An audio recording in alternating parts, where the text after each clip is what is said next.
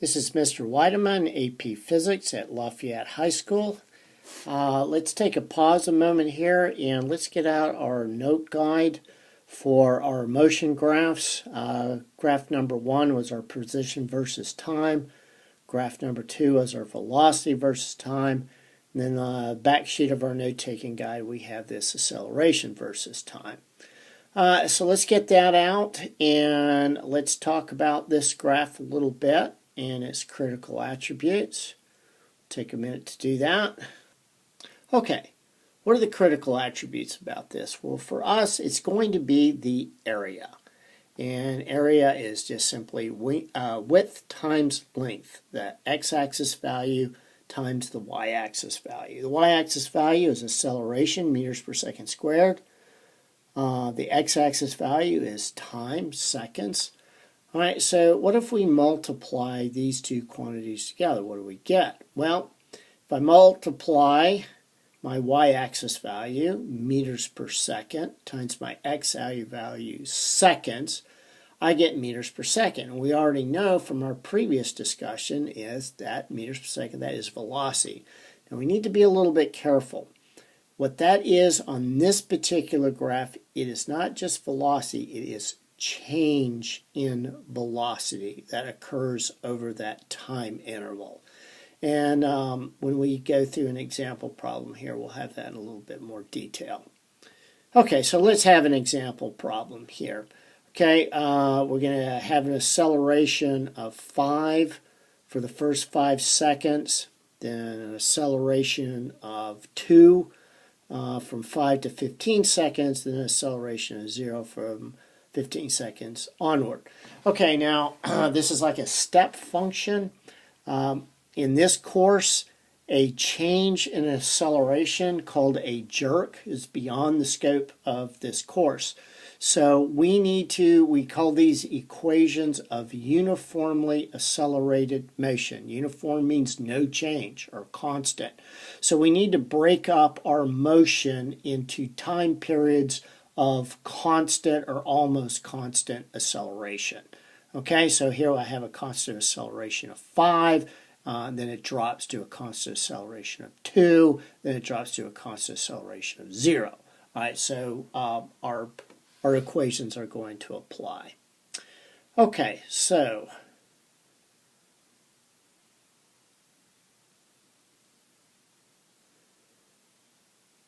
if we calculate this area, this acceleration times time, and we rearrange this equation a little bit, we basically just come up with our equation number 2.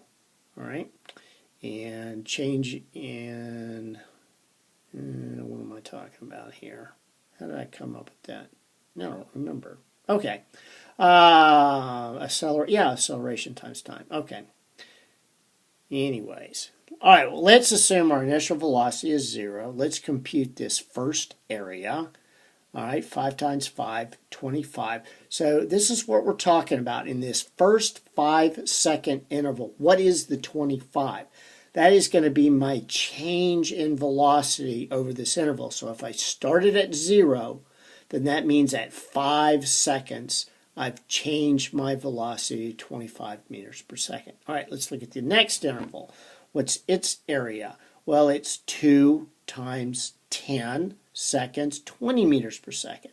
So from the interval of 5 to 15 seconds, we've increased our speed by an additional 20 meters per second. So now at 15 seconds, we are up to 45 meters per second.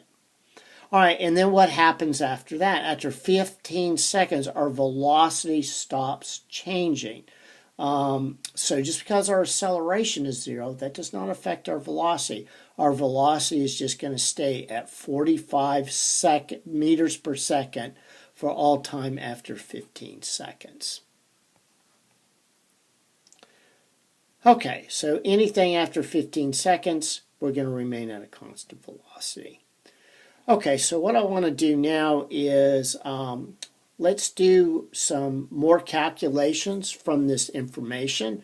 We have plenty of information. Okay, we know the velocities over each one of these intervals. Let's calculate the displacement of each one of these intervals. Okay, and here we go. All right, again, let's make an assumption. Just like we assumed the initial velocity was 0, let's make the assumption that the initial distance is 0. If it's not, no big deal. We just account for it. Let's calculate displacement for the first 20 seconds of motion. The only way we can do this is break it up into time intervals of constant acceleration. And we have 3 time intervals, 0 to 5, 5 to 15, and 15 onward. So we have to look at each one of those intervals separately. Let's look from 0 to 5. Okay, we have a distance equation given a change in velocity, and we can just simply plug and chug, and we can come up with 62.5 meters. All right, and we can do the exact same thing. This formula that we talked about, I believe it was formula 3 of our uniform motion, as long as velocity is changing uniformly, meaning acceleration is constant, which it is, then we can use this formula. And we know that we started that interval at 25 meters per second, ended up at 45 meters per second. So we can plug and chug that into our equation.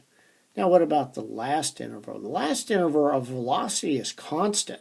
So we can just use distance is equal to velocity times time and get that distance. Or we could have done this. We could have used equation 3 and say, well, my V final and my V initial is the same. Because I'm not accelerating, I'm going to come up with the exact same value. And then to get our total displacement over this interval, we just simply add them all up. Okay, so that's what we got. Now the next thing that we're going to do is we're going to learn how to work and interpret these graphs backwards.